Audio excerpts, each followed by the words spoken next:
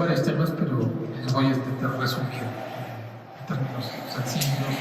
Como dije en el clase de la idea no es bombardearlos un montón de datos, un montón de conocimiento y que no se acuerden nada. Al final de cada tema más o menos voy a entregar o darles una diapositiva de resumen, que es lo que tienen que acordarse, digamos, para el resto de su vida, ¿no? Porque una cosa es aprender para el examen y otra cosa es aprender para poder atender pacientes, ¿no? A pesar de que es necesario, muy necesario aprender la parte teórica, hay consejos muy prácticos que uno puede seguir para que, digamos, no cometa errores, ¿no? En el tratamiento, en el diagnóstico, o hacerse la vida más sencilla, ¿no? Cuando uno trabaja. Entonces, lo primero es Reino. ¿Qué es Reino? Aquí hay una foto de las complicaciones más severas que tiene el Reino, ¿no? Al igual que le pasa a los alpinistas, ¿no? Los alpinistas que van por el frío. El cuerpo prioriza las circulaciones de órganos vitales, ¿sí? Y hace vasoconstricción de periféricos, pies, manos, dedos de pies, la parte terminal, ¿no? La circulación la prioriza frente a la de órganos vitales, entonces termina necrosándose. Lo que ven aquí es una necrosis seca, probablemente. De repente en cirugía o en traumatología van a ver la diferencia entre necrosis seca y necrosis húmeda. Uno está infectada y el otro no. La seca es la que no está infectada y la húmeda está infectada, más o menos así va. Y en la necrosis seca, al igual que los alpinistas, por ejemplo, este dedito de aquí va a terminar cayéndose con el tiempo, al igual que le pasa a los diabéticos también, ¿no? Por eso es no la música, termina cayéndose. Entonces, ¿qué es Reino? Reino es una vasoconstricción periférica que es reversible. Son tres fases que tiene el Reino. Aquí vemos la primera fase, que es la pálida. ¿Qué traduce esto, no? La vasoconstricción del vaso que está así abierto por alguna razón, que usualmente es frío, o estrés, o otros químicos, o otros medicamentos, se vasoconstriye, ¿no? Entonces ya no llega tanta sangre. Y al no llegar sangre, se pone pálido, ¿no? Porque la palma es sedimatosa, porque tiene muchos vasos acá. Entonces se constriñe el vaso y ya no llega sangre, se pone pálido. Pasa un tiempo más, y esta palidez, como la hemoglobina es una forma de producir hemoglobina, o sea, con CO2, se hace cianótico. Al igual que por ejemplo, en el espasmo del sueño son los niños que se ponen cianóticos por la falta de oxígeno, lo mismo pasa acá, ¿no? Se pone cianótico el dedito y pasado un tiempo ese vasoespasmo se rompe y ya sea porque el estímulo desapareció, porque se calentó o lo que sea, el vasoespasmo se rompe y vuelve otra vez a abrirse la arteria, vuelve a la circulación, solo que como reacción termina abriéndose un poquito más, digamos, ¿no? De lo que era antes. Entonces termina siendo el tema. Entonces son las tres fases, ¿no? Pálida, cianótica y eritematosa. Aquí más o menos el esquema y el diagnóstico es clínico, ¿no?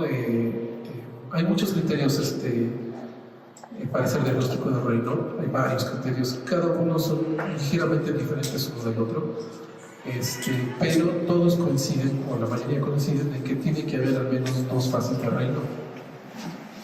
La mayoría suele hablar de la pálida y de la cianótica, pero la fase cianótica es la más importante de todas. Algunos, como ven acá, incluso dudan que exista Reino sin fase cianótica. Y en algunos criterios, por ejemplo, piden fotografía también.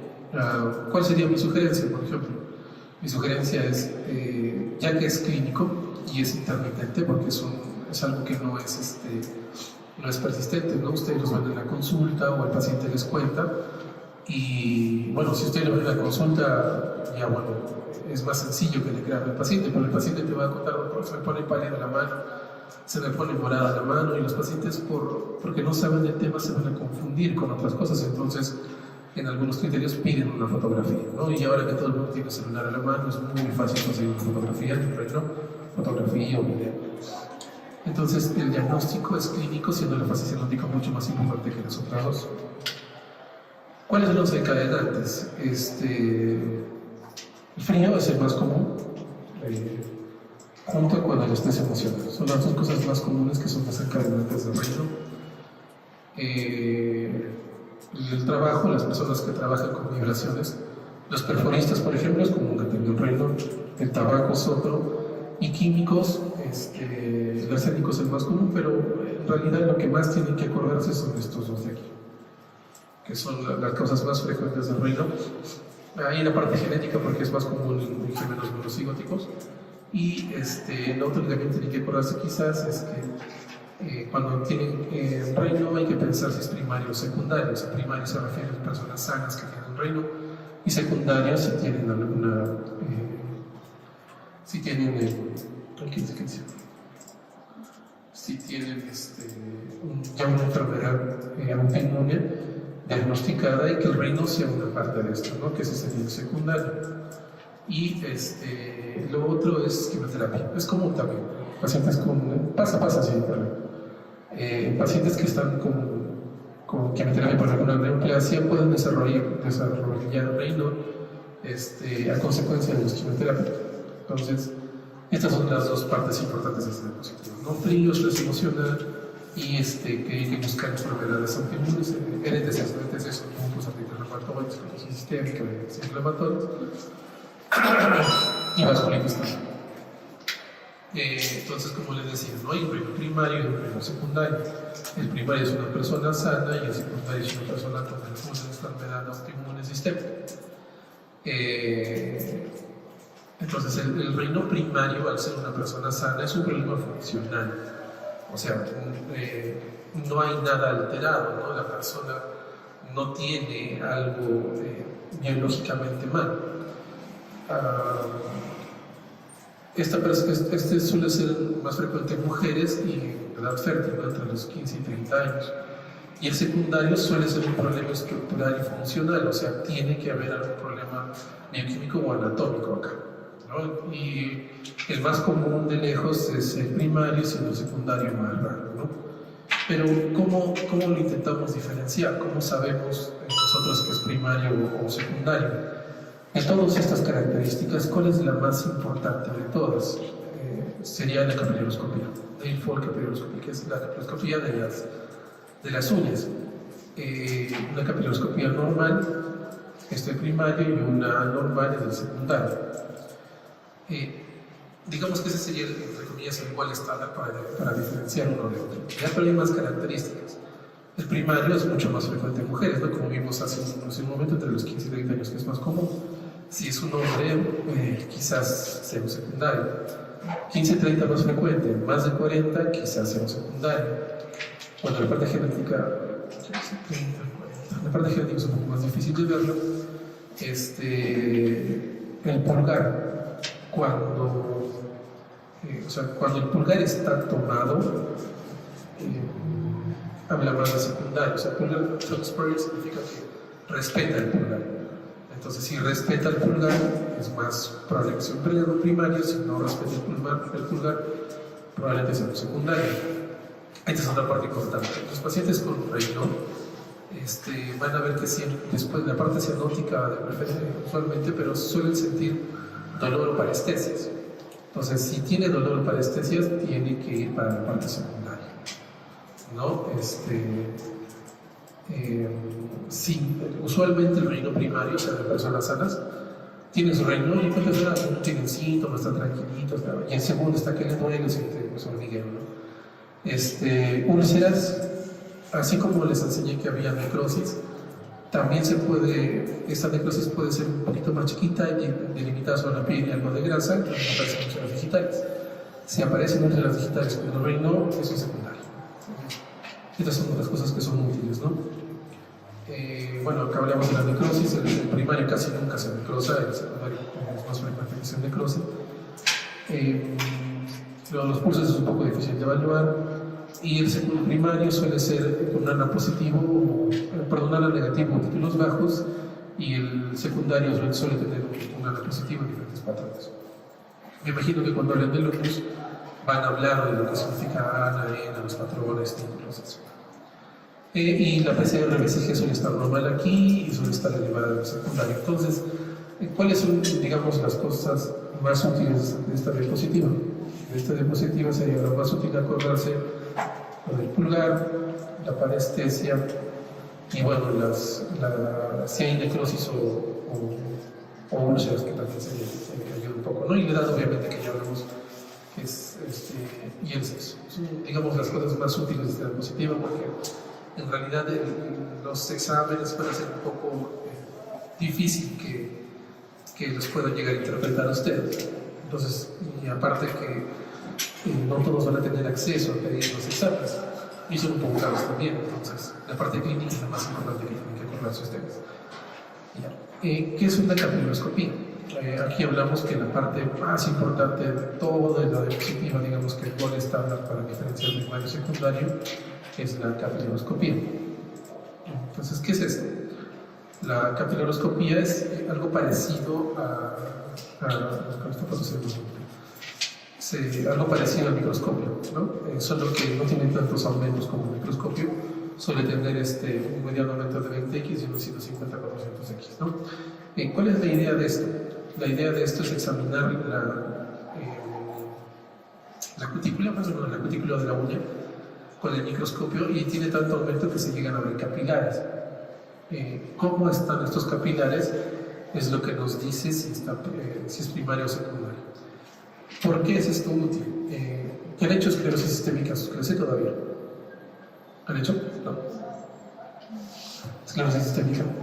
¿Alguien que venga a clases? No lo ha hecho, ¿no? Ya.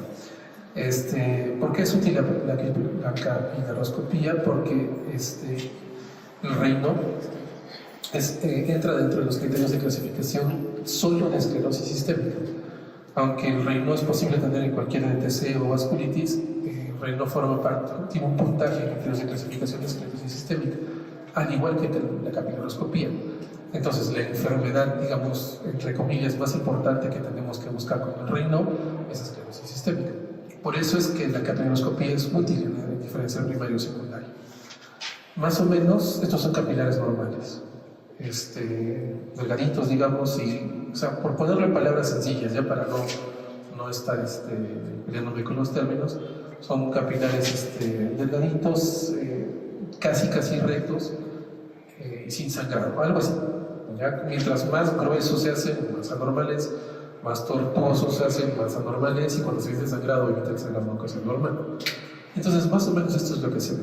Esto es un capilar normal, ¿no? Como les dije, o sea, intento obviar las palabras, sean técnicas de esto, pero para que entiendan, es un capilar delgado, acá también delgado, casi recto, abundante, y bastantes capilares aquí. Y hay patrones en la capiloscopía, un temprano, un activo y un tardío. Temprano es C, activo es D y tardío es C. Entonces aquí ya ven el engrosamiento un poquito de los capilares con un poquito de hemorragias, ¿no? Acá ven mucho más engrosado, tortuoso el capilar, con mucho más hemorragia, y acá ven ya neovascularización con mucha más hemorragia, y acá ven el número de capilares, que es mucho menos, ¿no? Casi no hay capilares aquí. Entonces, si es que encontramos un patrón normal en la capiloscopía cuando tengamos un reino, regresando aquí ya se vería un secundario, ¿no? Entonces, lo malo es que no todos tenemos acceso a la capiloscopía, tampoco no todos los reumatólogos saben hacer capiloscopía, es algo relativamente reciente, ¿no? La capiloscopía tendrá no más de 10 años, 5 o 10 años, no es algo, digamos, que 15 años atrás se le daba la importancia. ¿Cuál es el tratamiento? Entonces, diapositivo es lo más importante del tratamiento. Así hablábamos que los desempeñantes más comunes ser problemas emocionales o frío, entonces las medidas generales van a estar evocadas al frío y al estrés emocional, ¿no? Eso pueden hacer todos los pacientes tienen que manejarse estas cosas, ¿no? Se les pide siempre matecitos, buscar un calor seco de preferencia, porque digamos que pongan las manos en agua caliente, obviamente les va a resolver el problema en ese ratito, pero cuando saquen la mano del agua caliente se les enfría otra vez, entonces otra vez se les seca todo. Y bueno, obviamente, ¿no? los demás se secan el cigarro, las vibraciones, todas estas cosas, pero la parte más importante es frío y las emocionales, y es algo que todos los pacientes que implementan el diagnóstico, ya sea primario o secundario, una causa u otro, pueden hacer. Y el segundo, el medicamento más importante que se tiene son los bloques de canales de calcio, Dentro de los dos que se usan es nifedipino y amlodipino, siendo nifedipino o teniendo nifedipino mucha más evidencia que amlodipino. Y de preferencia se intenta dar la versión de derivación prolongada. Porque si se acuerdan de nifedipino hay de 10 miligramos que es de derivación rápida y de 30 que es de derivación prolongada. Esta es la dosis que se usa y bueno, el problema de la rápida es que baja muy rápido la presión, causa cefaleas y esas cosas, y el de derivación prolongada no tiene este problema. Entonces, ¿qué pueden hacer ustedes cuando les toque trabajar? Estas dos cosas, ¿no? Dar nifedipino. Nifedipino es un medicamento relativamente antiguo, muy accesible. El de 30 veces no hay, pero bueno, si está en el cerro y la punta del cerro y no tiene más que de 10, bueno, de 10, ¿no?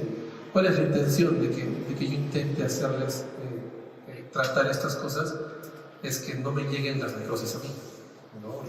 Cuando ya me llega la necrosis, ya es muy tarde, ¿no? Yo simplemente le voy a decir, ¿sabe qué? Bueno, voy a darle nifedipino también, pero hay que esperarlo a que se le caiga el dedito. Es, digamos, frustrante porque es una afección que tenía un tratamiento muy sencillo, muy fácil, que en realidad cualquier médico podría haberlo dado, ¿no? Todos los médicos generales saben tratar hipertensión, diabetes, que son cosas comunes de todos los médicos. Entonces, a mi forma de ver la medicina, yo siempre intento darle más poder al médico general para que me resuelva cosas y que yo no tenga que estar tratando las secuelas después. Reino es una de esas. Reino es una de esas enfermedades en las que tienen la opción de hacer el diagnóstico y un tratamiento y evitar las secuelas, ¿no? Y estos son los siguientes medicamentos, ¿no? Los ARAs o YECAS, que es una... más los ARAs digamos que no funciona en la primera instancia, esta en la segunda. Antidepresivos como fluoxetina, hidroxilina también se puede usar, análogos antagonistas de receptores de nutelina, y los... se fue el nombre, el Viagra, se me fue el nombre, no me acuerdo, pero sildenafilo, tadalafilo, se pueden usar también. Está bien que aprendan esto, o sea, ¿cuál sería, digamos, el orden correcto de usar de dar tratamiento más o menos? Sería, si no funciona el nifedipino, podría añadirle análogos de nutelina, que serían glicetano bosental, mucho más bosental, y inhibidores de la fosfodiesterasa, se me fue el nombre, que es sildenafilo, tadalafilo, sildenafilo un poquito mejor. Entonces, esto ya es un poco más de especialidad, no todos van a tener acceso a estos medicamentos, y digamos, si no funciona, una ayudita pequeña puede ser los ARAs y YECAS y los antidepresivos, ¿no?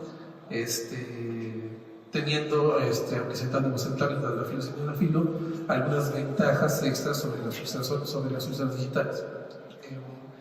Pero, como les dije, esto es un poco más de especialidad, ¿no? Ustedes acuérdense del nifedipino.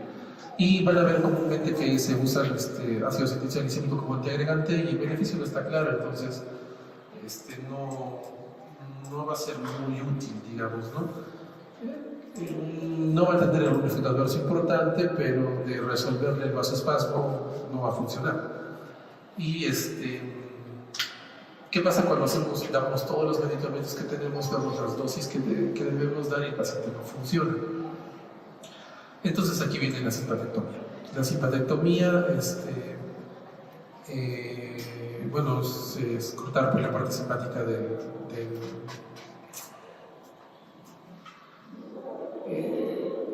¿se acuerdan, no? Los sistemas nervioso simpático y parasimpático. El simpático va a ocasionar vasoconstricción y no lo corta, ¿no? Y ya con eso la vasoconstricción disminuye. La desventaja es que no hay una técnica estandarizada para esto. Hincharte graso se refiere a que, les comenté, ¿no?, que se podían necrosar las partes pequeñas de piel y grasa. Bueno, ya con los hincharte grasa ahí hace un poquito más rápida digamos, la cicatrización. Toxina botulínica no está claro si funciona, y también la dosis no está bien. Antibióticos se les da cuando se está infectado y el debilitamiento está infectado. Entonces, ¿qué les útil a ustedes? A ustedes les va a ser el diagnóstico, anamnesis, tienen que preguntar por las fases y usualmente una foto, porque como esto es intermitente, digamos que ustedes hacen el diagnóstico, ¿no? El paciente, ustedes miran el reino, y les dan el filipino y viene conmigo mi paciente. Entonces, el paciente me dice, no, doctor, el doctorcito de mi centro me ha dado este medicamento, pero conmigo está normal, no tiene ahorita, ¿no? Ahora yo no sé si es que mi filipino funcionó o nunca tuvo Raynaud. Entonces una fotito. Como todos tenemos cámaras ahora, le tomo una fotito a cualquiera de las fases de Raynaud, mientras una fase es mejor. Entonces yo miro la foto y miro una fase pálida, cianótica, sí, está muy bien el doctor, está bien su medicina, perfecto todo. Si digamos viene con el filipino y sin fotito, ¿ahora qué hago? ¿Le suspendo? ¿No le suspendo? ¿Le mantengo? ¿No le mantengo? Si le suspendo, si era Raynaud y se necrosa, me culpa. Y si es que le mantengo y nunca le Raynaud, está tomando un medicamento en vano. Entonces, una fotito, bueno, no cuesta nada gratis. Y el tratamiento que hacen ustedes, medidas generales, como les dije, y mi filipino, ¿no? Unas dosis decentes de mi filipino. Y siempre hacer la referencia, porque en realidad diferenciar primario y secundario, cuando el filipino no sea suficiente, va a necesitar a un reumatólogo. Y también tienen que educar a los pacientes en las emergencias. Si, digamos, tiene una crisis de Raynaud muy prolongada que causa mucho dolor, a la emergencia, ¿no? Porque ese paciente quizás que no rompe el vasoespasmo con calor, quizás se va a necrosar, ¿no? Entonces tiene que ir a la emergencia para nosotros darle pues, los medicamentos, intentar romper el vasoespasmo y que no pierda el ritmo. Pero siempre hay que hacer la referencia para el recuento. Fibromialgia. Acá, ¿cuántos son? 20, debe haber uno o dos con fibromialgia probablemente. Como ven en la foto, es una persona, una mujer probablemente ahí, que está toda moreteada porque todo le duele. Entonces, ¿qué es fibromialgia? No es una enfermedad que causa dolor generalizado, todo el cuerpo duele. Ahorita vamos a ver cómo se hace el diagnóstico, pero más o menos tiene una prevalencia mundial entre el 1.8 y el 8%, dependiendo de cómo se hace el diagnóstico. Los criterios han ido variando durante el tiempo, desde los 90, desde el 10, 16, he intentado hasta 19, 22, hay varios criterios a lo largo del tiempo, y de acuerdo a cuál usen es más o menos la prevalencia. Y no es rara, ¿no? Entre más del 1%. Ustedes han visto el reumatoide en las consultas, ¿no? Han visto un montón, seguro. Y fibromialgia tiene, o sea, entre 1 y 6 veces más frecuencia que el reumatoide. Entonces, es bien frecuente.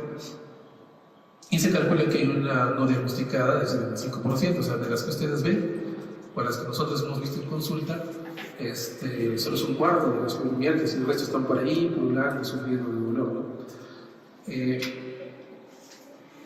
¿Cuál es la fisiopatología? A veces es conocido, no se sabe por qué, no se sabe cómo, no se sabe qué es lo que está mal acá, pero hay unas cosas que son predisponentes de que es riesgo, ¿no? Ser familiar con alguien con fibromialgia tiene un riesgo, no se sabe si es inmune, pero algunas citoquinas sí están, o sea, sí es autoinmune, ¿no? La fibromialgia, pero algunas citoquinas cuando son las dos están elevadas. No se sabe, muchos años antes se entendía como algún tipo de neuropatía periférica, algo así como la poliopatía, pero no salía en la electromiografía, como la enfermedad de fibra pequeña. ¿Alguna vez han escuchado o visto? No. Es una neuropatía con electromiografía normal, que es un problema anatómico, ¿no? Del mismo nervio. Pero el punto es que se tenía la teoría que era algo neurológico, que tampoco es, algunas infecciones que la desencadenaban. Ahora, por ejemplo, han visto COVID prolongado, ¿lo han escuchado alguna vez? Ya, también es una causa del dolor que dice fibromialgia, ¿no? Síntomas muy parecidos a fibromialgia, de sobrecrecimiento bacteriano también tienen que ver, traumas infantiles, genéticos, mujer, como casi todo lo de Raynaud es más frecuente en mujeres. Los desencadenantes de exposiciones estresantes físicos o psicológicos, por ejemplo, si tienen algún familiar o algún conocido con fibromialgia, haga que se peleen con su esposo, con su pareja, tenga un problema emocional en su casa, un familiar enfermo, digamos, si alguno de ustedes está en exámenes, ya les empieza a doler, o empieza a empeorar el dolor. Y hay algunas cosas que las agravan y la mantienen. Que, bueno, el catastrofismo es una de esas cosas. Más o menos es que ustedes vean el lado peor de todo, ¿no? No sé, yo les puedo decir, tienen fibromialgia y bueno, no tiene ninguna secuela, ningún órgano dañado, su vida no corre riesgo, pero no se cura. Entonces el catastrofismo va a decir, tengo una enfermedad que no se cura. No va a haber el resto de cosas buenas. Las personas con trastornos de personalidad o ansiosos también van a tener persistentemente sus problemas. Más o menos como se entiende fibromialgia, se entiende dentro del síndrome de sensibilización central. Más o menos esto significa que hay un cortocircuito en el mismo cerebro, que así como los fenómenos de reentrada en el corazón, ¿no? Que hay un gas anómalo que vuelve a darle la vuelta a las fibras de Purkinje para que un mismo estímulo termine provocando otro y es un círculo vicioso. Algo parecido, solo que acá son las neuronas que son mucho más sensibles a los estímulos dolorosos y ocasionan un fenómeno algo parecido al modo de reentrada y que el mismo estímulo doloroso termina generando más y más dolor que nunca para. Son teorías todavía, ¿no? Aún no está algo probado aceptado, son teorías todavía. ¿Y cuáles son los síntomas? Hablamos de dolor, ¿no? Pero no solo es dolor. Aquí solo ven dolor como una parte de los síntomas.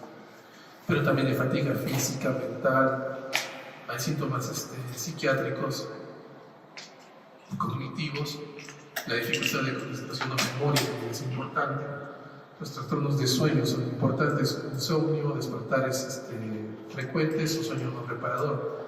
¿A qué se refiere? Bueno, el insomnio es fácil de entender, ¿no? Que no pueden iniciar el sueño.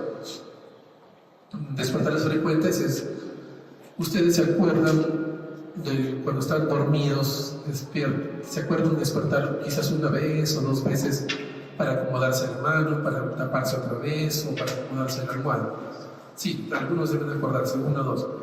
Ya, esto es mucho más, eso es lo que no te acuerdas. No te acuerdas de despertar y cuando hacen el polisonograma, miran, ¿no? Al paciente.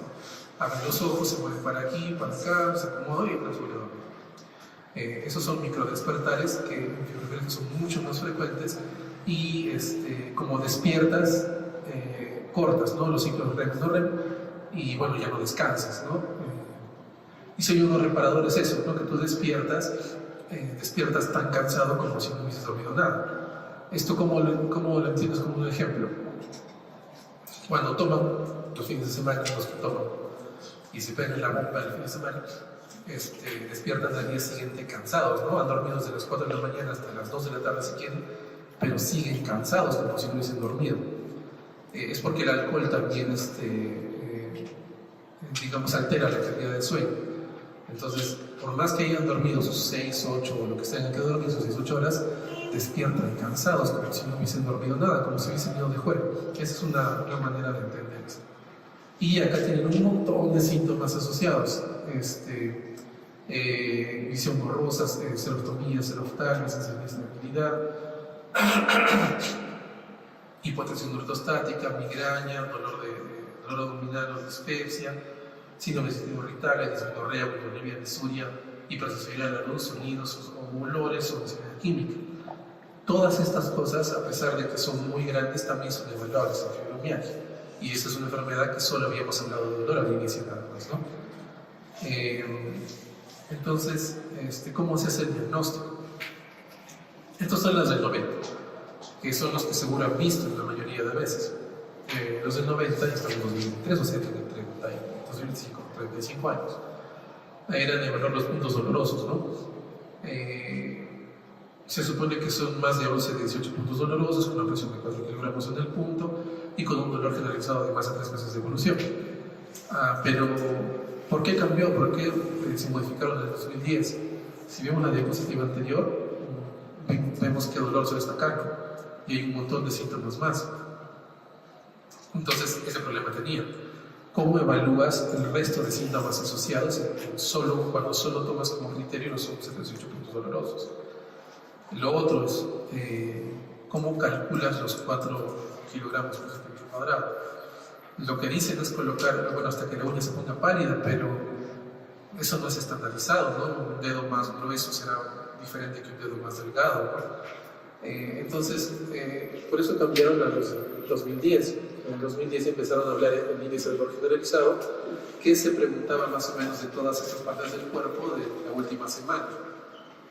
Y también hablaban del score de severidad de síntomas, donde hablaban la fatiga, sueño no reparador y síntomas cognitivos, o sea, estos tres: fatiga física y mental, sueño no reparador y síntomas cognitivos, y síntomas somáticos, que son estos de aquí. Son todos estos que hablamos, que el profesor Reyes es grande, ¿no?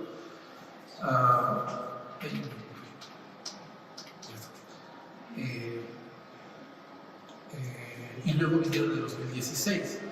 En el 2016, que se aumentó la definición de dolor generalizado, que era dolor en 4 de 5 regiones, excluyendo mandíbula, pecho y abdomen. O sea, una cosa es el índice de dolor generalizado y otra cosa es dolor generalizado. O sea, digamos, habría que decirle al paciente si le duele la cabeza, excluyendo la mandíbula,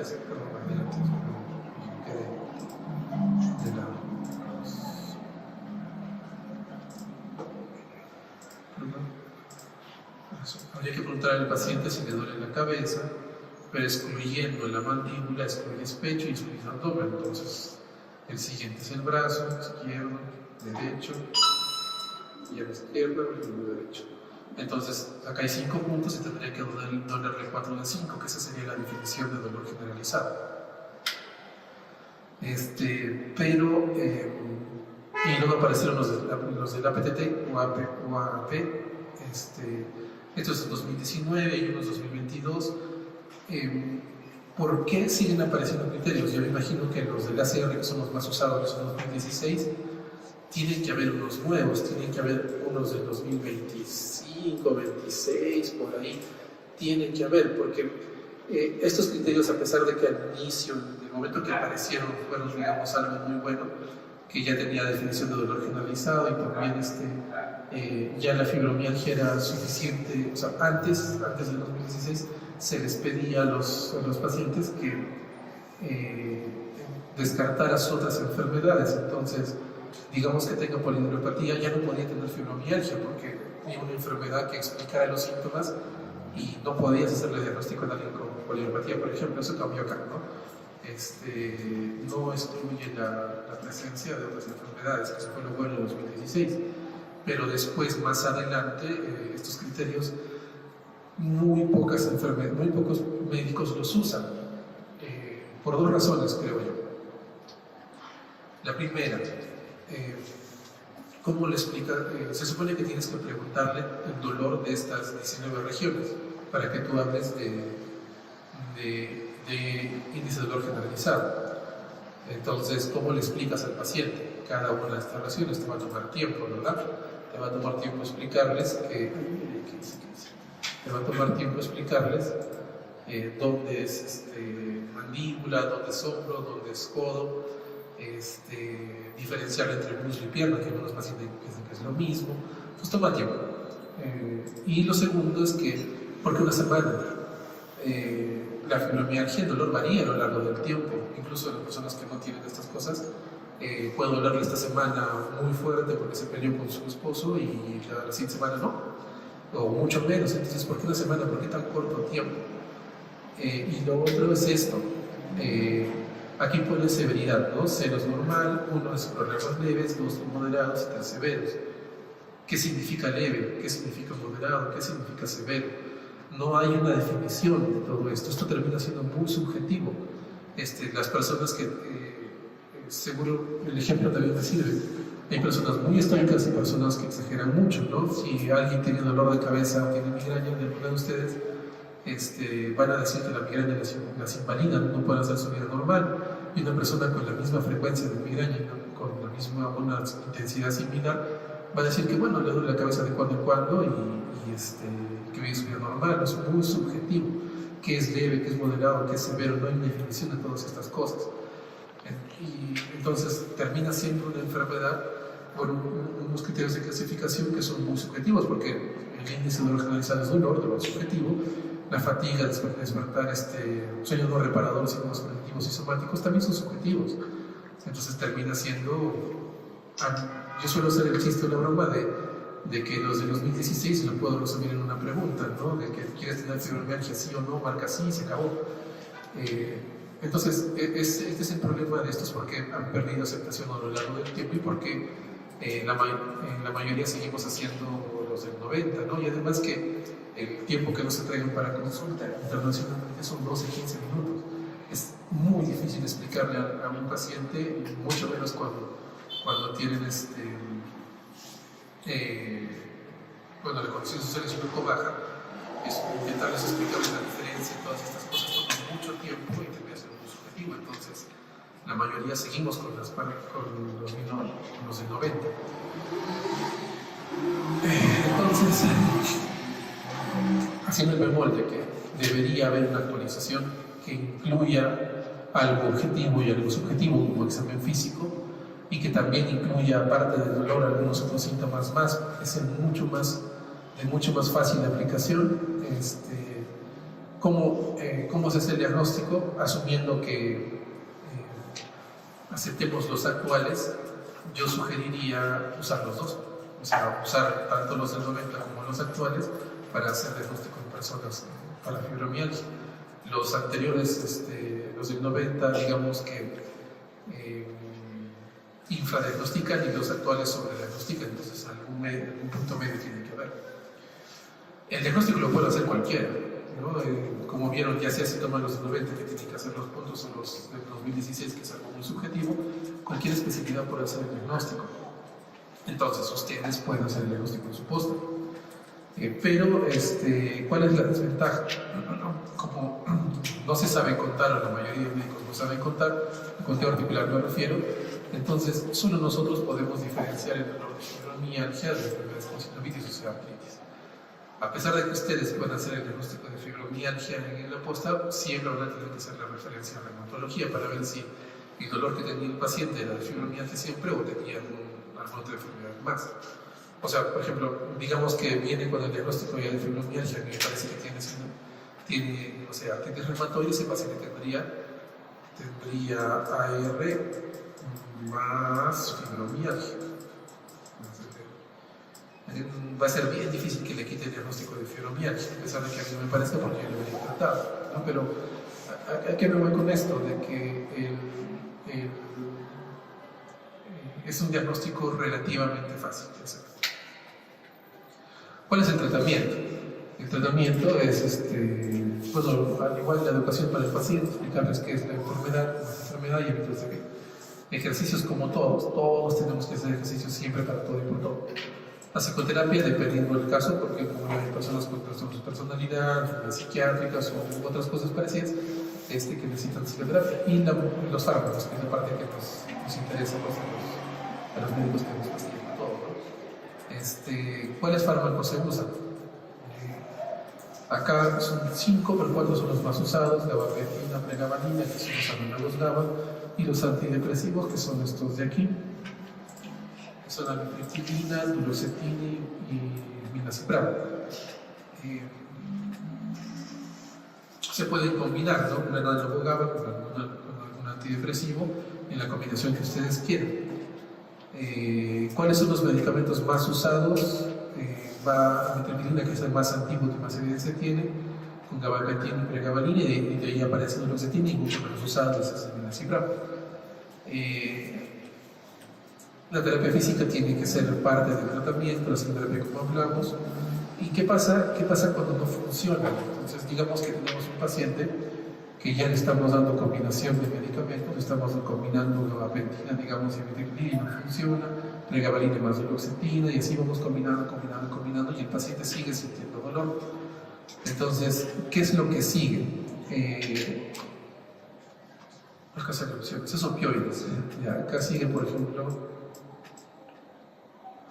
el tramadol, ¿no? Es un opioide débil, pero no debe usarse regularmente por la adicción que causa. Entonces, con la intención de no dar tramadol o algún opioide débil, es que ha aparecido recientemente las dosis bajas de la naltrexona, que también son opioides, pero a esas dosis bajas funciona como un antagonista de opioides y termina elevando la síntesis endógena de opioides, entonces calmando un poco el dolor, con la intención de no dar pues, opioides y causar adicción al paciente, ¿no? También ha intentado usarse cannabinoides. Yo no soy muy fan de la medicina alternativa natural, no creo en ellos, pero bueno, fibromialgia, que es una persona que sufre mucho de dolor, ya bueno, podría aceptar cannabinoides, pero ya, sí se entendería. Relajantes musculares que se pueden usar, pero eso es a corto plazo, ¿no? Si tiene una crisis de fibromialgia que le duele mucho, le voy a dar pues 1 día, 2 días, 3 días de relajantes musculares y ya, bueno, quizás con eso pasa la crisis hasta que otra vez pasa. Y psicodélicos como ketamina, a corto plazo se pueden usar, pero tienen la desventaja de la adicción y otras cosas, ¿no? Entonces, ¿cuál es la parte más importante que tienen que acordarse de aquí? Sobre estos medicamentos de aquí tienen que acordarse, ¿no? Para cuando les toque ver pacientes con fibromialgia. Entonces, ¿qué es lo que deberían acordarse ustedes? El diagnóstico es con anamnesis y examen físico. Lastimosamente no van a saber contar, no van a saber buscar el resto de cosas, pero bueno. Y ¿cuáles son los más accesibles por temas de costo y facilidad? Los más accesibles en MINSA y en salud, que son los que van a tocar hacia su salud, gabapentina y amitriptilina son los más accesibles. Y siempre tiene que hacer referencia a reumatología, por más que cumplan los criterios de fibromialgia, porque quizás tienen, digamos, una artritis reumatoide y no la saben reconocer. AIJ. Artritis idiopática juvenil son un conjunto de enfermedades, son varias enfermedades, ¿verdad? Que la mayoría de ellas, ya van a ver que algunas no, pero la gran mayoría de ellas tiene sinovitis, tiene artritis. Y también tiene síntomas sistémicos, cerosas, piel, fiebre, parte hematológica, renal y neurológica. Entonces, en estas enfermedades también el conteo es importante. Y se tiene que contar no solo para el diagnóstico, sino para la clasificación de cuál AIJ estamos tratando. Entonces siempre el conteo es importante, ¿no? Aquí pueden ver una imagen donde es evidente que tiene artritis, esa mano está mejor hinchada. ¿Cómo se divide? Hay dos maneras, una un poco más reciente y todavía no está tan aceptada, y una antigua, que es la que la mayoría de gente se usa. Esta es la antigua, la reciente es esta. Ahorita vamos a hablar de la antigua, con la que todavía nos movemos. Entonces, la primera, excluyendo la sistémica, todas las demás tienen que tener sinovitis.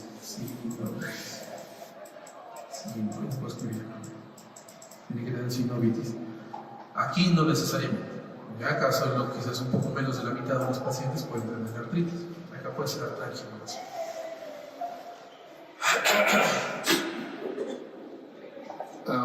Entonces, tenemos artritis acá. Un niñito menor a 16 años, que es el requisito según nuestros criterios, menor a 16, tenemos artritis. Contamos las articulaciones y vemos cuántas articulaciones están con artritis, con sinovitis. Si tenemos menos de 4, es un oligoarticular. Mayor a 5, mayor a 5 es una poli.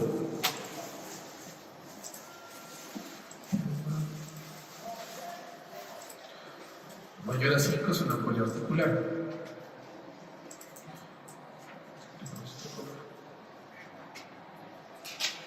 Si tiene compromiso axial, sería una artritis relacionada a tecitis, aparte de la artritis, ¿no?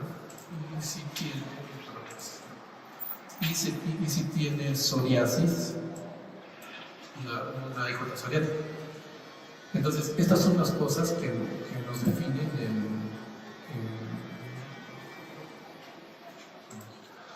estas son las cosas que nos definen el diagnóstico, en qué grupo de enfermedad estamos.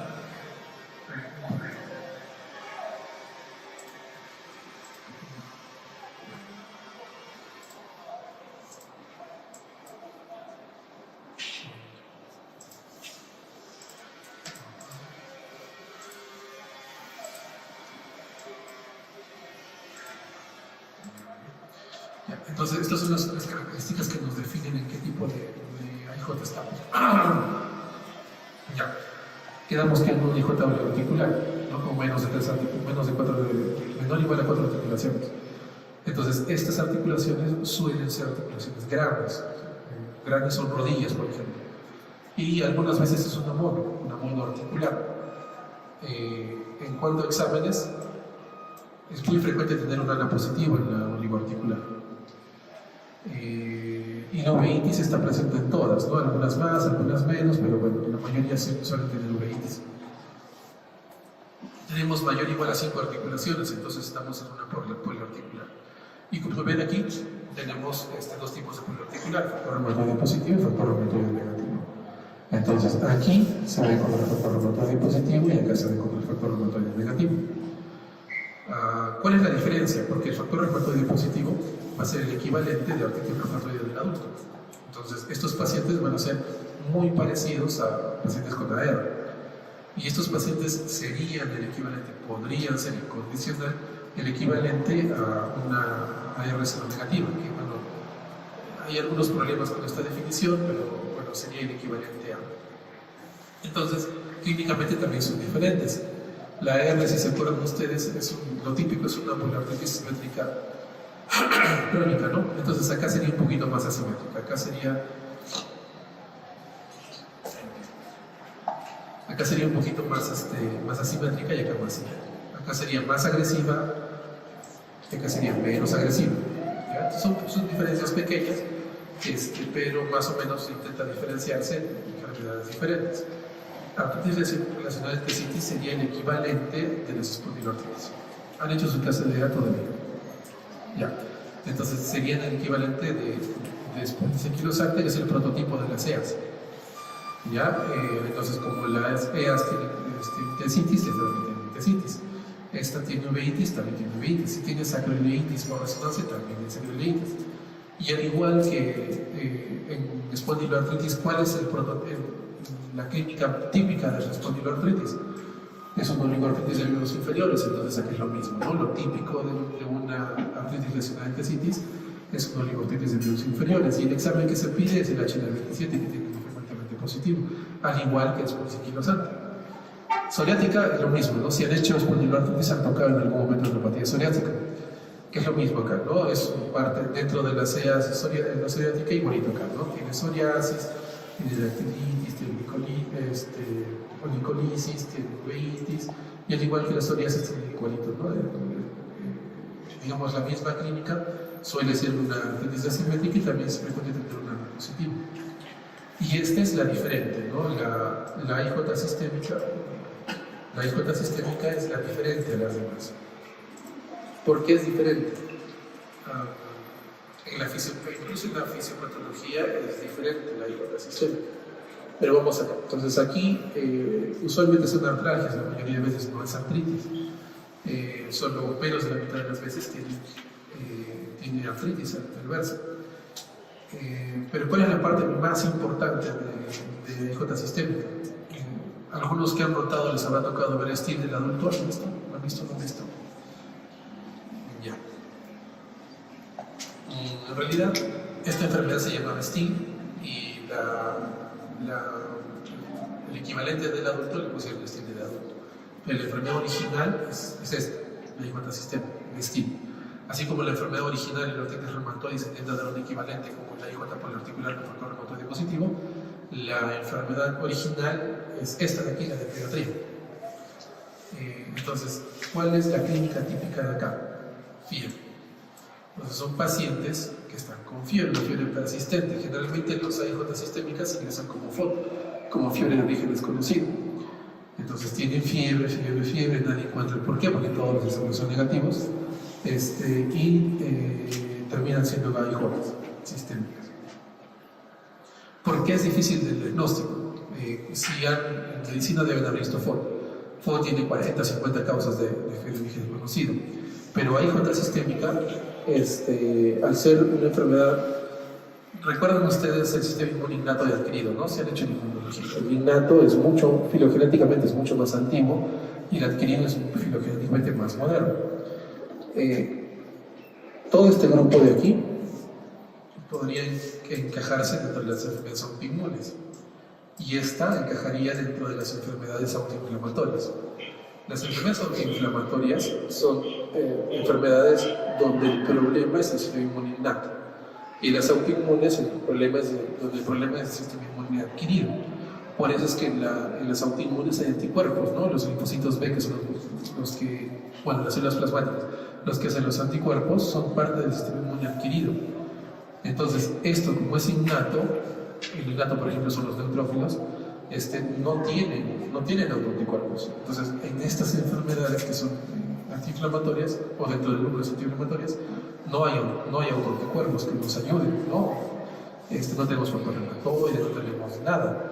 Lo único que tenemos de exámenes es la PCR, la ferritina, las plaquetas que forman parte también como reactantes de fase aguda. Entonces son exámenes, digamos, inespecíficos, no nos ayudan mucho para diferenciarla de otras enfermedades. Y además, ¿qué encontramos? Digamos que tenemos un paciente con fiebre, está con fiebre de origen desconocido, y de repente tenemos linfadenopatía, tenemos hepatosplenomegalia. ¿Qué piensan? Si tenemos fiebre, múltiples adenopatías con hepatosplenomegalia, linfomaleucemia, ¿no? Entonces es muy fácil confundirla con otras enfermedades. Y esto es parte, y la linfadenopatía, la hepatosplenomegalia junto con la sinusitis, es parte de la clínica, también forma parte de sus criterios de clasificación. Entonces es una enfermedad de difícil diagnóstico y también es seria, algunos mueren, entonces no es algo, digamos, tan sencillo a veces de diagnosticar. Entonces, esto es un dibujito para que más o menos se acuerden de cuál es cuál. Entonces, esta niñita este niñito que tiene una sola rodilla inflamada se le da la oligoarticular. Tiene varias articulaciones inflamadas, acá también varias articulaciones inflamadas, pero acá más pequeñas, acá más grandes, acá anticuerpos, acá no hay anticuerpos. Esta sería la poliarticular con factor reumatoide negativo y esta sería la poliarticular con factor reumatoide positivo.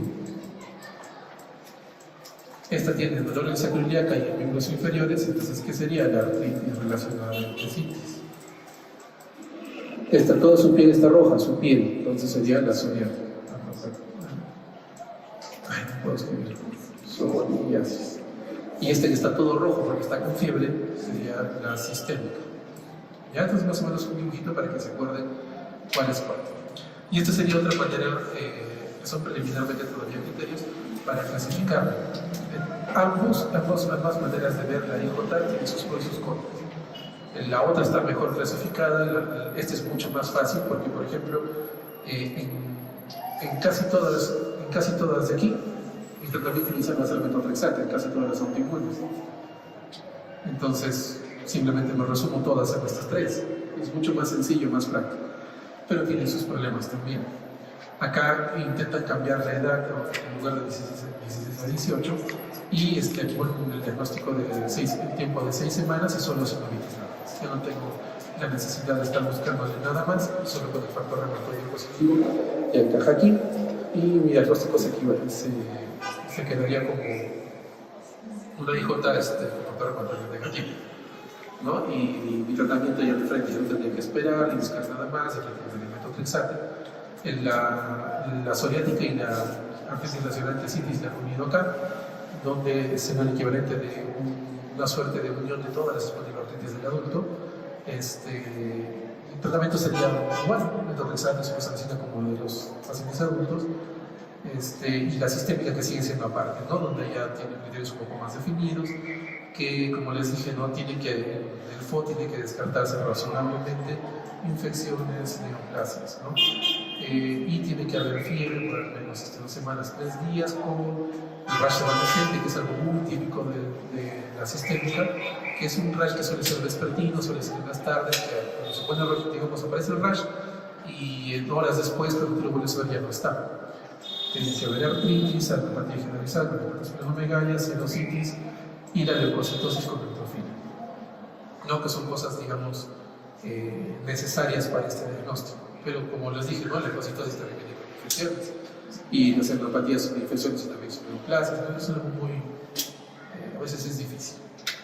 Y es más o menos como se ve el rash evanescente, ¿no? Es un rash asanguinado, claro, medio rosadito, digamos, no es el de no llegó a eso.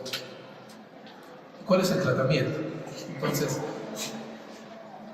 para entender un poco el tratamiento hay que entender un poquito la fisiopatía. Desde este cuadro medio complicado, lo que habría que acordarse son estas partes interleuquinas. ¿Cuáles son las interleuquinas que están elevadas acá? Entonces, la oligoarticular, la articular son positivos en negativa, la artritis reumatoide, entesitis y la ciática tienen, por ejemplo, interleuquinas en común, ¿no? En estas dos de aquí, lo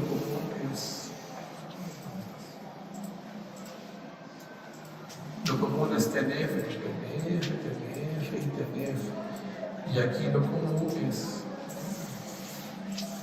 interleuquina 17, 1723, 1723, 1723.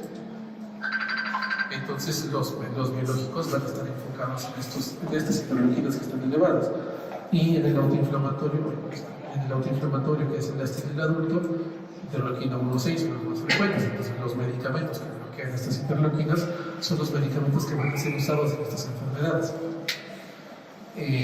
Por ejemplo, vamos a hablar primero de vamos a unir, ¿ya? Ahí falta el monoarticular con poliarticular factor reumatoide positivo y negativo en una sola entidad para que se entienda. Entonces, esas tres primeras en las que ¿cuál va a ser el tratamiento? Va a ser metotrexate. Va a ser metotrexate como todas las artritis, ¿no? El reumatoide es metotrexate, la artritis de Sjögren es metotrexate, la artritis de lupus es metotrexate, etc. Entonces, va a ser el medicamento que va a ser usado en la poliarticular y en la oligoarticular. Y al igual que la artritis reumatoide, también se puede usar el flunomid y sulfasalazina. Pero ¿cuál es el problema? Entonces, metotrexate tiene una dosis de niños. Se inicia con 10 miligramos por metro cuadrado, se completan 15 miligramos por metro cuadrado, y la dosis para niños. Y el flunomid y sulfasalazina, que pueden ser usados en artritis reumatoide o artritis entesitis, no tienen una dosis diaria. Entonces, ¿cuándo las empezamos? ¿Cómo las empezamos? ¿Cuál dosis? Entonces, en esta parte sí se usa, pero es un poco más de experiencia, más de arte que de ciencia. Esperar a que el niñito sea un poquito grande, ¿no? 12, 10, 11, 12 años, 13 años, que sea un poquito grande y ya te aguante las dosis de adulto, porque no va a ser la dosis de adulto. Como les decía, no hay algo escrito acá de exactamente cuánto es la dosis. Hay dosis off-label. Off-label significa que, bueno, hay gente que ha intentado describir las dosis para el entorno de edad, de por el peso, pero no hay nada así a rajatabla y escrito, ¿no? Entonces, como les decía, esta parte es un poquito más de arte que de ciencia. Pero el medicamento importante es metotrexate. Entonces, ¿qué pasa cuando el metotrexate no funciona? Estamos hablando ahorita de las AIJ oligoarticular, poliarticular con factor reumatoide negativo y positivo, artritis reumatoide, entesitis y la psoriática. O sea, estaríamos hablando, entre comillas, del adulto, de artritis reumatoide, espondiloartritis y psoriasis. Entonces, ¿qué pasa con el metotrexate y el flunomid o sulfasalazina no funcionan? Entonces, aquí aparecen los anti-TNFs, al igual como la diarrea del adulto. Entonces, los más usados son el canalcep y fluiximab y adalimumab porque inhiben TNFs. Dentro de estos, el más usado es el canalcep. Por lo antiguo que es, por lo seguro que es, lo conocido que es. Se pueden usar los demás anti-TNFs también, ¿no? Si vemos la diapositiva anterior, el anti-TNF está acá, ¿no? TNF.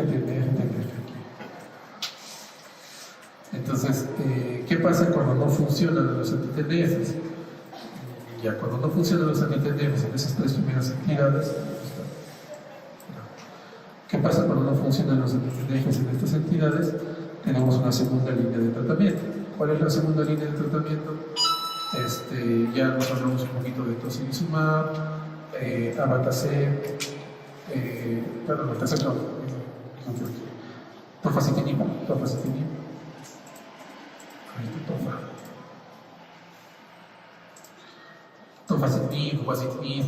ya están siendo utilizados con relativa seguridad en AIJ,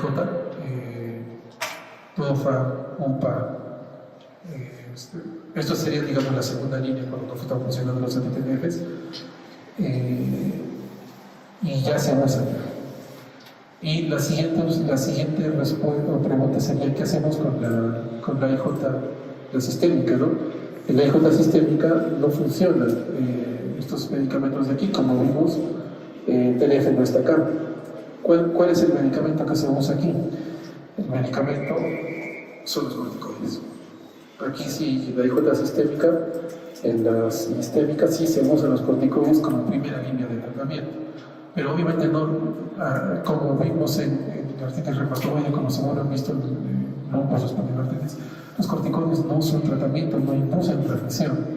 Acá sí, nos ayudan bastante, controlan la enfermedad, pero no podemos mantener a los pacientes con corticoides eternamente. Entonces, en la IJ sistémica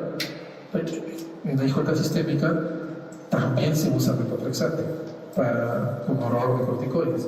Lo malo es que la metotrexate y la IJ sistémica son para síntomas leves. Como les dije hace un momento, la IJ sistémica puede matar, puede dañar riñón, pulmón, puede dañar varios órganos cerebro. Entonces, y los pacientes pueden morir. Y metotrexate solo pone los síntomas leves, fiebre, como de la parte de sinovitis, de artritis, la parte serosa quizás un poco. Entonces, yo normalmente, ¿qué necesitamos? Necesitamos medicamentos que nos traten las formas severas de las enfermedades. Y como vimos aquí, como vimos acá, la interleuquina 1 y 6 son los que están más elevados, entonces el tratamiento de biológicos va a ser los que están involucrados para interleuquina 1 y 6. Sino anaquino, recarnaquino, los usados, y anaquino el más usado para esta entidad, y cuando no funciona podemos usar tocilizumab. Entonces, como vimos, a pesar de que es un solo nombre, son varias enfermedades con fisiopatologías diferentes, tratamientos algunas veces similares, pero ya después cuando se van haciendo complicadas las cosas se van abriendo.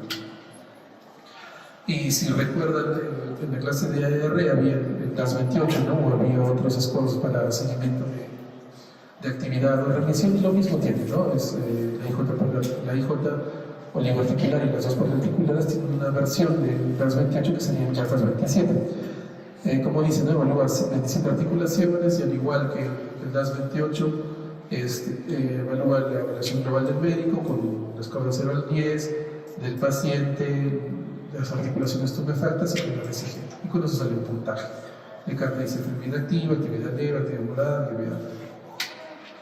Y como les decía, se intenta dar una definición cuando la IJ no responde a interleuquina 1-6 y que necesitas más de 6 meses de corticoides, porque nosotros para estandarizar tratamientos definimos a los pacientes. Por ejemplo, se intenta dar una definición de fibromialgia refractaria al tratamiento a los que han fallado a combinación de dos medicamentos y a terapia física, ¿no? Con la intención de estandarizar algún tratamiento para los no respondedores. Es lo mismo que se intenta hacer acá, ¿no? Los que fallan en los corticoides, en los interleuquina 1-6, entonces se intenta clasificarlos para ofrecerles algún tratamiento extra. ¿Y cuál es la complicación de la IJ? No sé si complicación, pero digamos el diagnóstico diferencial, el síndrome de activación macrofágica. Síndrome de activación macrofágica es, si yo les dije que a IJ a veces mataba, el SAM mata muchas veces más. Y es algo que se puede confundir muy fácil con la IJ sistémica. En la IJ sistémica, cuando hablamos de los marcadores, hablamos de PCR, BCG, ferritina y plaquetas, ¿no? Entonces, el SAM también eleva ferritina. Solo que en SAM suele haber citopenias, trombocitopenia, los triglicéridos por la inhibición de la. ¿Cómo se llama la enzima esta? Ahí te me acuerdo. La inhibición de la enzima que forma los triglicéridos y la baja de fibra por consumo y la elevación de las transaminasas por daño celular hepático. Entonces, el SAM tiene cosas muy similares a IJ sistémica. Los dos tienen fiebre, solo que la fiebre de IJ es en picos, ¿no? Suele ser vespertina, o sea, fiebre, sin medicamentos, ahorita baja y está normal otra vez el paciente, está la siguiente vez que tiene fiebre. Y el SAM tiene una fiebre persistente, está las 24 horas al día con fiebre. Tienes un rash evanescente, ¿no? Que es muy popular, hasta por el lado. El SAM también tiene un rash, solo que se usa papular, petequiolo purpúrico por la trombocitopenia que tiene y por el consumo de factores de coagulación. Ambos suelen tener hepatosplenomegalia, ambos suelen tener neuropatía, solo que uno más que otro. artritis tiene la IJ. Es quizás de las pocas cosas clínicas que nos ayudan a diferenciar uno de otro. Si tiene artritis, uno va a pensar más en la IJ que en SAM. Si tiene celositis, va a pensar más en la IJ que en SAM. Esta parte de aquí.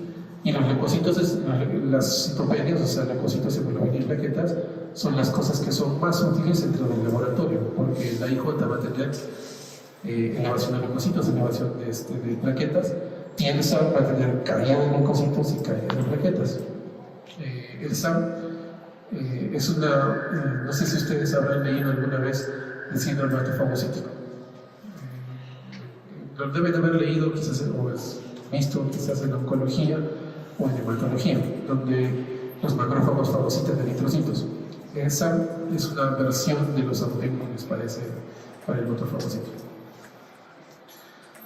Y las transaminas se elevan en ambos, el fibrinógeno está elevado en la IJ como reclante fase aguda y está consumido por SAM. Y acá cuando se biopsia usualmente médula ósea, como tienen citopenias, hay que buscar neoplasias, se biopsia la médula ósea y se encuentra el fenómeno de hemofagocitosis, que es lo que les he mencionado hace un momento, ¿no? Que es ven como un eritrocito es fagocitado.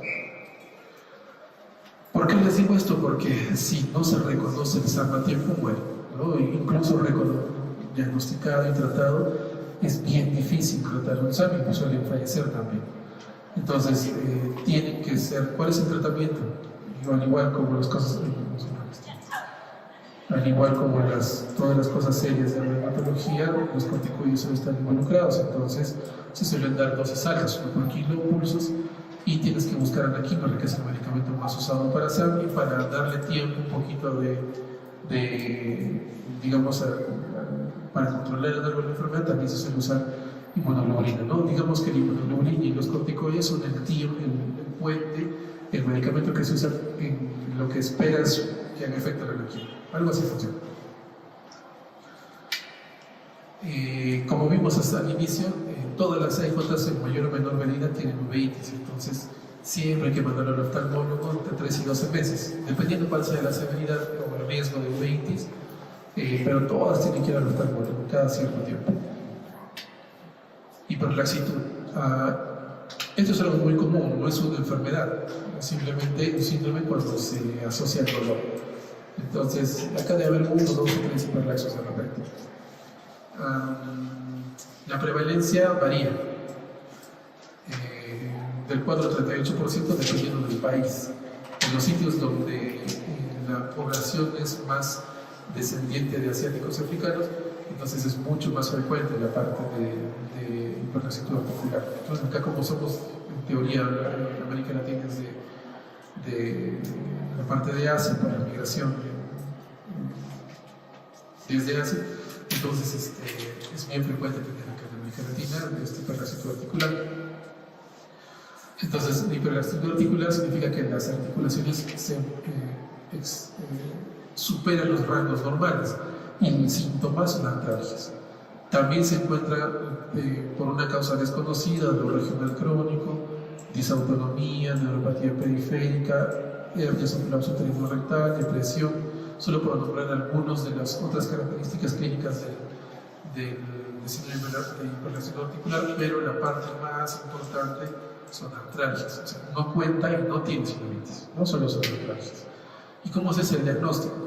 El diagnóstico es se evalúa, ¿no? Una cosa es los criterios de Brighton, y esta es la escala de Bateman, la puntuación de Bateman, ¿no? Los nombres son parecidos, pero son diferentes. Entonces, la primera vamos a hablar sobre esto, que es la puntuación de Bateman, que evalúa 5 puntos. El primero es que el antebrazo, tocar el antebrazo con el pulgar, como ven acá, ¿no? El pulgar llega a tocar el antebrazo. El segundo es el codo. El codo debería tener un rango normal de 180 grados, o sea, debería ser una línea derechita el codo. Y acá ven cómo la paciente supera los 180 grados.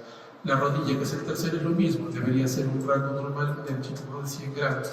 Y acá ven cómo la rodilla supera ese rango normal. La parte de la cuarta puedes evaluarla de dos maneras: solo el meñique o con los dedos, en los que forman un ángulo de 90 grados, que bueno, no es normal, no olvides esto. y lo otro es la parte de lumbar, que lo que se hace es con las piernas extendidas, la palma que llega al piso, ¿no? Eso, por ejemplo, si alguno es gimnasta aquí, es muy fácil, ¿no? Porque ha entrenado para esto, pero las personas normalmente no llegan a poner la palma en el piso, ¿no? Entonces, cada una tiene, son 9 puntos, ¿no? Porque son 2 manos, 2 codos, 2 rodillas, perdón, 2 pulgares, 2 codos, 2 rodillas, 2 meñiques y una columna. Entonces son 8 más 1, 9, son 9 puntos. Entonces el criterio mayor es de 4 o más. Y el otro son artralgias de más de 3 meses de duración. El diagnóstico, ¿cómo es? 2 mayores, que es lo más fácil, o un mayor o 2 menores. Yo tengo algunos problemas con cuando incluyo menores, porque por ejemplo, si obvio el dolor, digamos que, por ejemplo, ya no le duele al paciente, pero yo en mi escala de Beighton tengo 4 y 9, no tengo, digamos, 5 puntos en la escala de Beighton. Y por ejemplo, me pongo acá, ya tengo un paciente con estrías en la piel hiperelástica, adelgazada y con cicatrización normal, y digamos tengo párpados caídos, miopía y creación antimonculoide, y ya tendría diagnóstico de hiperlaxitud. Y luego, ¿qué trataría? ¿No? Como el tratamiento es para el dolor y al paciente no le duele, ¿qué estaría diagnosticando?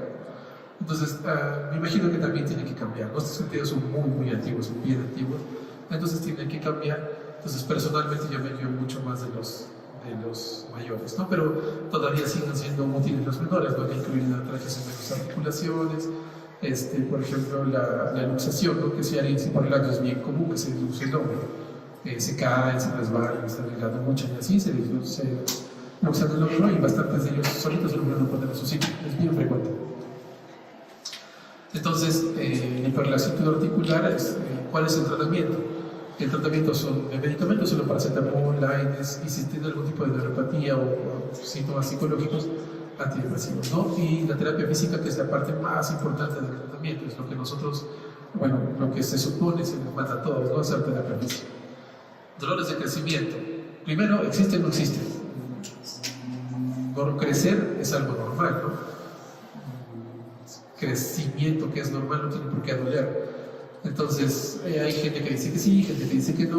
¿Yo qué es lo que pienso? Pienso de que sí hay un subtipo de niños con dolores articulares que no encajan en ninguna enfermedad, que los tienen en cierta edad, que encajarían con la definición de dolores de crecimiento, pero yo le cambiaría el nombre, ¿no? A dolores de otra cosa. Entonces, no le pondría dolores de crecimiento y le pondría otro nombrecito para no dar a entender que crecer es anormal, ¿no? Pero sí tiene que haber pacientes o niños que encajen en este tipo de este grupo de síntomas.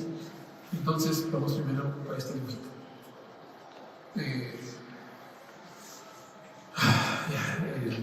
El dibujito es un niño. ¿Con qué está? Con pijama. Entonces, niños es más frecuente. Pijama nocturno, entonces es un dolor mucho más frecuente en las noches, vespertino, tarde, noche que mañana. ¿Qué se está agarrando el niño? Se está agarrando la rodilla y la pierna, ¿no? Entonces no es un dolor solo articular, sino es un dolor de toda la extremidad. No se está agarrando las dos, se está agarrando una, entonces es usualmente unilateral. Entonces, ¿cuál es la parte típica? Niñito, tarde, noche, que le duele usualmente toda una extremidad, toda una pierna, ¿no? Entonces, ¿cómo se hace el diagnóstico? El diagnóstico tiene que ser un dolor usualmente unilateral, que tiene que ser en miembros inferiores, que suele ser en las tardes o en las noches, que lo puede despertar del sueño, que tiene que resolverse por completo en las mañanas, que tiene días de dolor, o sea, días o semanas sin dolor y que no está relacionado a la actividad. Mejora con masajes, incluso medidas generales, y la severidad no incrementa durante el tiempo. Todas estas cosas son útiles, ¿no? En la anamnesis, pero esto es, digamos, lo que quizás sería más útil a ustedes cuando uno no sabe examinar.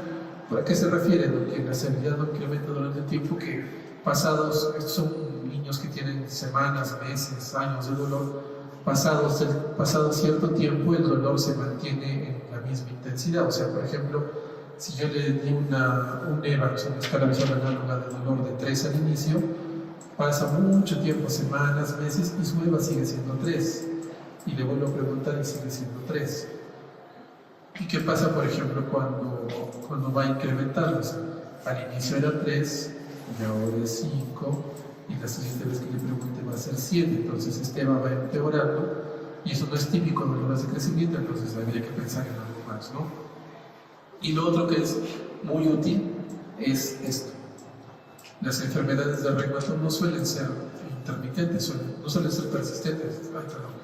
Las enfermedades suelen ser persistentes, no suelen ser intermitentes. Hay muy pocas enfermedades de reumatología en las que el dolor es intermitente. Longote es un ejemplo, dolores de crecimiento es un ejemplo, ¿no? Pero artritis reumatoide, por ejemplo, o AIJ, al contrario, van empeorando durante el tiempo y nunca resuelven, ¿no? Pueden mejorar o empeorar durante el día, pero siempre están con dolor. Entonces esas cosas son útiles, por ejemplo. Y ¿cómo haces el diagnóstico? Es clínico también, es examinando que no tienes nada anormal y qué exámenes piden, ¿no? Aquí se ven un montón de enfermedades como diagnóstico diferencial, pero ¿cuáles son las que a ustedes no se les puede escapar? Las neoplasias y las infecciones. No puede escaparse de un paciente con artritis séptica. O sea, si tienen sinovitis en una articulación que es aguda, no puede escaparse de una artritis séptica. Con osteomielitis tampoco se les puede escapar. Y las neoplasias, ¿no? Usualmente los tumores óseos como osteosarcoma no se les puede escapar y tampoco se les puede escapar leucemia y linfomas, ¿no? Son de las cosas que, digamos, no se puede perder.